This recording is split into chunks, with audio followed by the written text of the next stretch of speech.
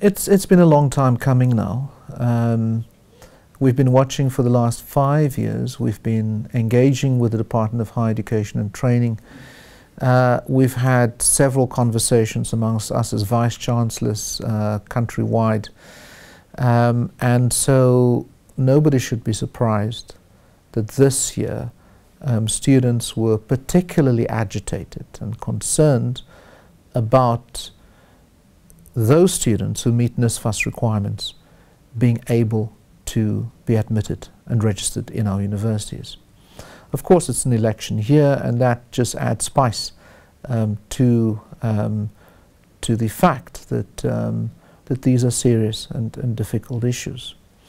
Over the last 5 years, and including this year, the university has received of the order of 3 billion rands in state funding for student aid. In addition to that, the university has invested 410 million rands over this period in topping up state aid so that thousands of students over this period who qualify for NSFAS were able to enroll and be registered at the university. And so the university has gone out of its way. I think it's important for me to make that abundantly clear, that considerable aid has come in from the state, but the university has put in on average 80 million rands a year in aid for students during this period. If we look in particular then at 2014,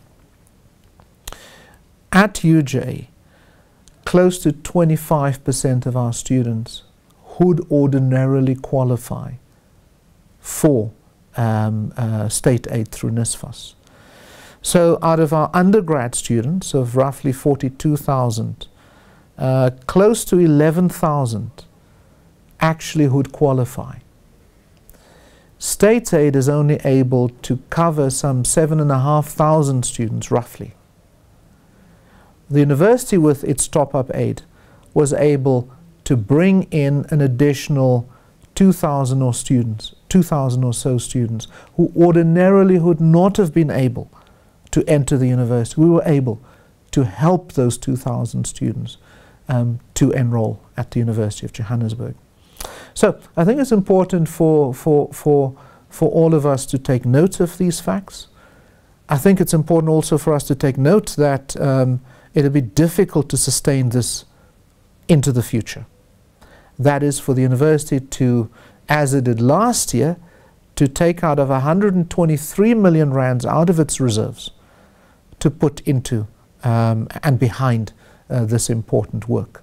This year, close to 80 million is being put aside by the university to make it possible for thousands of young people to continue and some to complete their studies.